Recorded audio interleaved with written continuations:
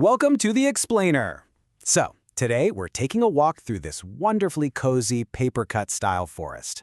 And to help us navigate, we've got a very special guide with us, a curious little paper-cut cat. Imagine our feline friend just strolling through this warm storybook woodland, twitching its whiskers, taking in all the sights. But suddenly, the cat spots something truly jaw-dropping. Literally. It's a snake, and it's gearing up to eat a meal that just looks impossibly large. Now, our environment today might look like a gentle children's book, but the biology we're about to dive into, it is intense, it's incredible, and it is completely real. I mean, just look at the sheer disbelief on our cat's face. Eyes wide open, ears pinned straight back. Our cat is watching this snake size up a massive meal. Think a huge rodent, or maybe even a deer, and it's desperately trying to do the math. How on earth does a snake fit an animal larger than its own head into its stomach? It completely defies everything we intuitively know about eating, right? So we're going to treat this explanation as a journey alongside our furry friend to solve one of the greatest biological mysteries out there. Chapter 1. The Cat's Amazing Discovery. Okay, let's dive right into this. To understand how snakes pull off this absolute magic trick, we first need to lay down some basic ground rules about snake dining habits. Now, our cat is used to taking these neat, delicate little bites out of a food bowl. But snakes? Yeah, they definitely don't have that luxury.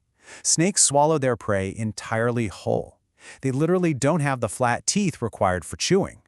But what's even more mind-boggling here is the sheer scale of their meals.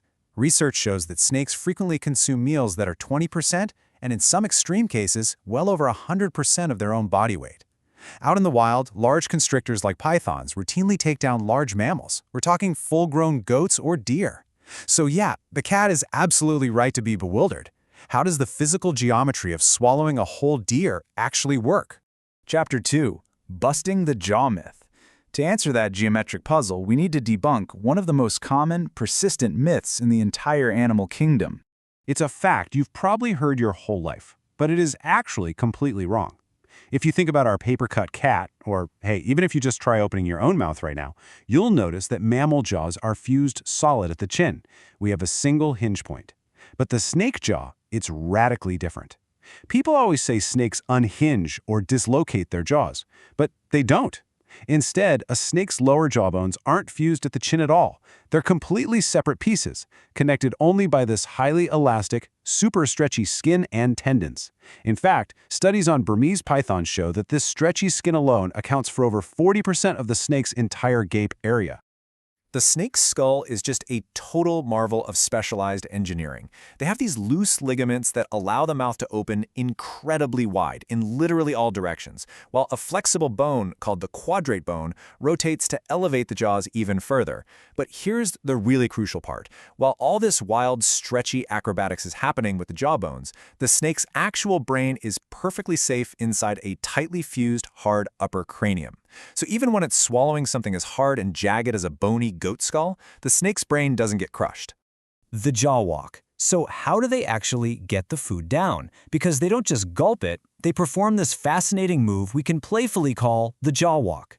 A snake has tiny, backward-facing teeth that act kind of like aggressive Velcro, hooking securely into the prey.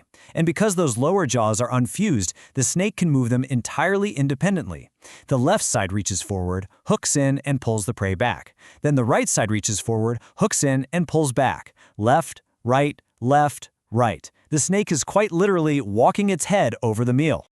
Chapter 3. Ribs and Body Expansion.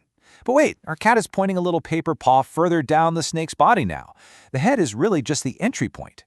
What happens once this giant meal finally makes its way past the throat? Well, if you or I tried to swallow something huge, it would immediately get stuck in our chest. Why? Because mammals have a sternum. It's a solid breastbone that anchors our ribs together into a rigid cage. But, beautifully, snakes just lack a breastbone altogether. Their hundreds of fine ribs are only attached to the spine on their back, leaving the entire front completely open. Imagine you're wearing a really loose jacket and you simply unzip it. That's exactly what the snake's skeleton does. The ribs freely expand outward to the sides, allowing their muscular, tubular body to just stretch out and completely wrap around the shape of the incoming prey.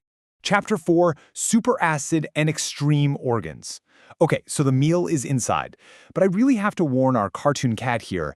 Things are about to get incredibly intense inside that snake's stomach. Digestion for a snake is basically an extreme sport. 1.5.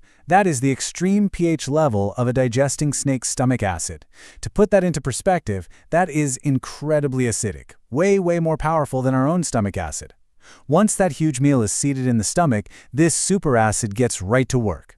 Over the course of just a few days to maybe a couple of weeks, this acidic bath is powerful enough to completely dissolve solid bone, hooves, and even horns. 40x. When a massive ambush predator like a python swallows a goat, it can't just digest it casually, you know. Its body goes into absolute metabolic overdrive. The snake's metabolic rate spikes by up to 40 times its normal resting rate. The sheer amount of energy required to process this giant meal is just staggering.